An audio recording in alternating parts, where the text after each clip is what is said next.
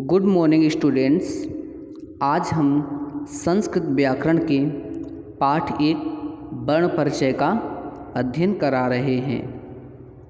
संस्कृत भाषा भारत की सबसे प्राचीन भाषा है और वर्ण इस भाषा की सबसे छोटी इकाई है, यानी सबसे छोटी ध्वनि है। अतः भाषा की सबसे छोटी ध्वनि या इकाई को ही वर्ण कहते हैं। वर्ण को अक्षर भी कहा जाता है। वर्ण के प्रकार, यानी वर्ण कितने प्रकार के होते हैं? वर्ण 2 प्रकार के होते हैं, स्वर और व्यंजन। स्वर किसे कहते हैं? फर्स्ट है जो स्वर, जो वर्ण बिना किसी वर्ण की सहायता के बोले जाते हैं और जिनके बोलने में मुंह से निकलने वाली श्वास वायु कहीं अटकती नहीं है, उन्हें स्वर कहते हैं। यानी जो वर्ण होते हैं वे बिना किसी वर्ण की सहायता के बोले जाते हैं, तो उन्हें ही हम क्या कहते हैं? स्वर कहते हैं। और स्वर को अच भी कहते हैं। यानी जो स्वर होते हैं उन्हें अच के नाम से भी जानते हैं। संस्कृत भाषा में 13 स्वर होते हैं। कौन कौन से? अ, आ, ई, उ, री, री, ए, आई, ओ, औ।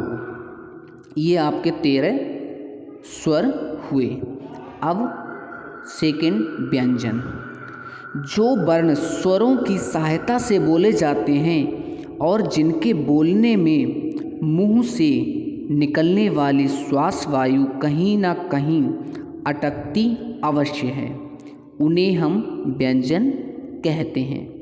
यानी जो वर्ण, जो अक्षर होते हैं वो स्वरों की सहायता से बोले जाते हैं, तो उन्हें हम व्यंजन कहते हैं। व्यंजन को दूसरे नाम से भी जानते हैं। कौन से नाम से? हल। यानी जो व्यंजन होते हैं उन्हें हल के नाम से भी जानते हैं। संस्कृत में 33 व्यंजन वर्ण हैं।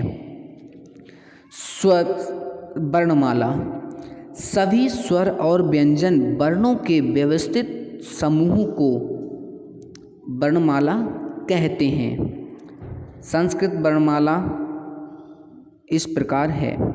और जो व्यंजन शब्द होते हैं वो का से लेके ज्या तक ये व्यंजन शब्द होते हैं। अब जो व्यवस्थित रूप है स्वर और व्यंजनों का, उसे ही हम क्या कहते हैं? वर्णमाला। तो इसमें क्या हो गया? स्वर हो गए अ, ई, उ, री, ए, आई, ओ, औ। ये आपके स्वर हो गए। और व्यंजन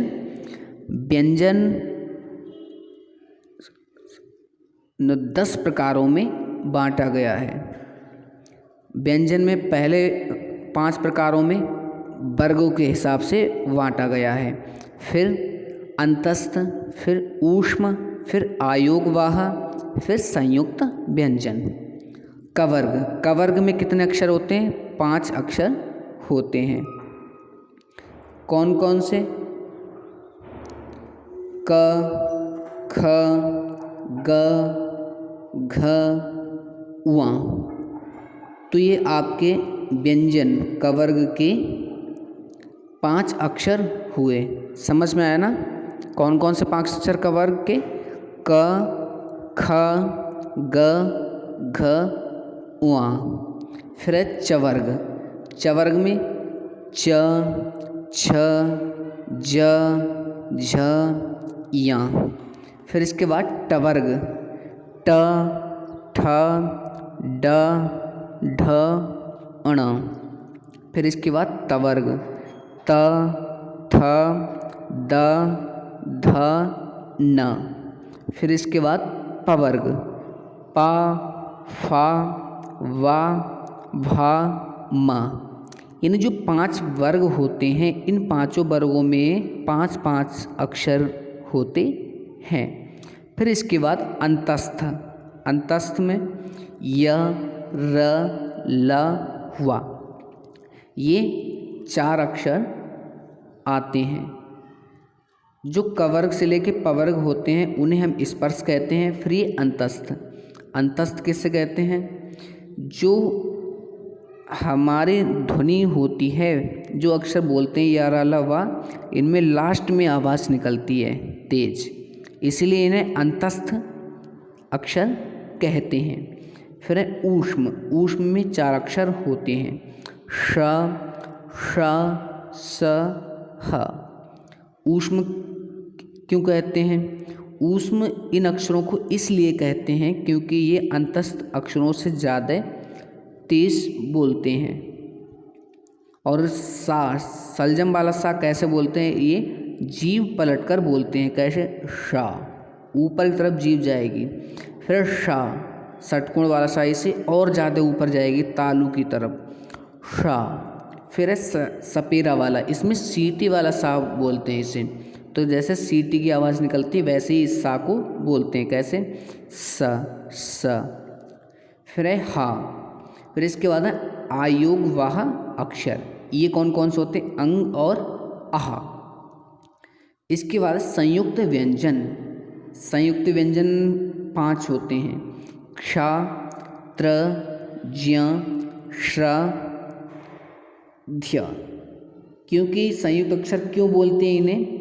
क्योंकि ये मिक्स होके बने होते हैं। यानी क्ष है तो क्ष किससे बनता है? का, छ और आ मिलके। त्र, ता, रा, आ मिलके बनता है।